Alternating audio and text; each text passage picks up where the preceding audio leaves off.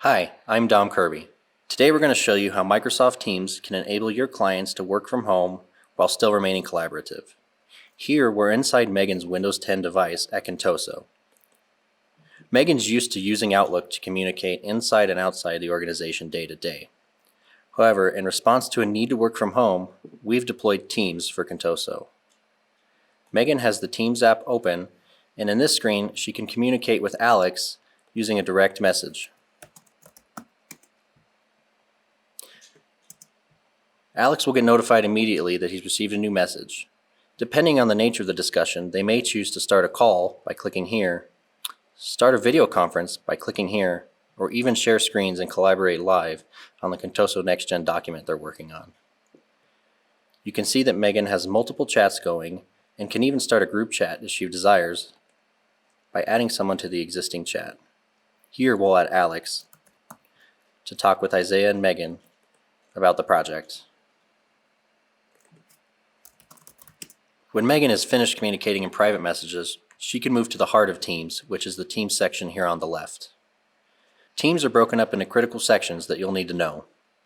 Here we have a team. This team's called Contoso, and as you can see over here in the top right, it's called an org-wide team. This means that everyone in the company is automatically a member of this team.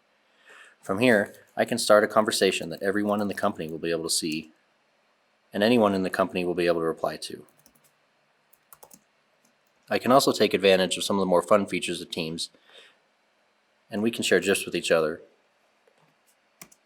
It's a great way to keep your culture alive. In addition to the org-wide team, Megan's also a member of some other teams that she's chosen to hide. You can see here that she's a member of the Mark 8 project, where we're discussing vital information prior to this product release. Megan also has a document open related to the design of the Mark 8 project. To access these files, she goes to the Files tab. You can see that there are several different files here that are all Office files. From here, she can click, choose Open, and choose Open in Word. When she does this, the full-featured Word client will open with the document she was working on. As you can see in the top left, her changes are automatically saved right back to SharePoint, or even a third-party file sharing system. As she works on the document, her coworkers will also be able to log in and work on the document at the same time as her. When she's done, she simply closes Word as it's automatically saved. The next key component of working inside a team is group meetings. As you can see here, there are several different options under the Message Compose box. Using this camera icon, Megan can start a meeting with everyone that has access to this channel. Once Megan has started the meeting, anyone who's running late can click right here to join right in and start collaborating. In addition, meetings can also be recorded and will be saved right back to the channel for future reference. Recording meetings is a great way to capture all the information you need when working remotely. This allows anyone who had to miss the meeting to catch themselves up. Other key features of Teams include the ability to format a message. In this example, I've hit the A down here to open the message formatting pane. Instead of a conversation, I'm going to make an announcement. I'm going to give the announcement a title, and I'm going to throw some content in there. We're going to say, working from home habits will be shared by HR. I have a few different options that also help make sure that my announcements get seen by the people who need to see them. For example, I can hit the three dots over here and mark this as important. This will notify everyone on the team that something important has been posted in here. In the case of an announcement, I can also block replies to make sure that it doesn't get messy. If I'm looking for a team that I'm not currently a member of, I'll look for this button down here that says Join or Create a Team. Depending on your organization settings, you may not be able to create a team. Any public teams will be displayed here for you to join. In this case, Contoso doesn't have any available public teams that I'm not a member of. In other circumstances, a team owner may share a join code with you that you can enter here and click Join Team to automatically join the team. The next key component of Teams that will help you work remotely is meetings. We all have a lot of meetings and we need to continue having them even if we're working remote. Megan can click the Calendar button in Teams to see her calendar just as it exists in Outlook. As you can see here, if we go to her Outlook calendar, everything there is the same.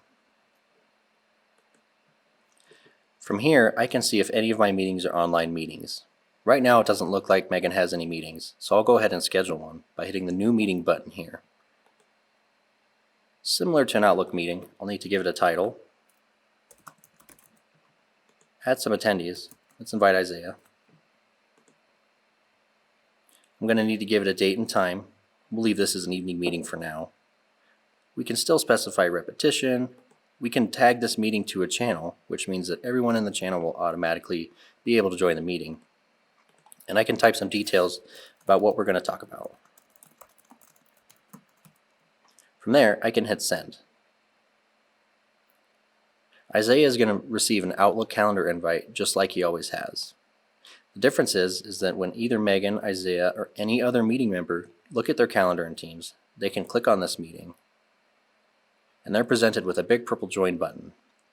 Once they hit this join button, they'll be joined to the online meeting where they'll be able to share screens, cameras, chat live, and have a text chat.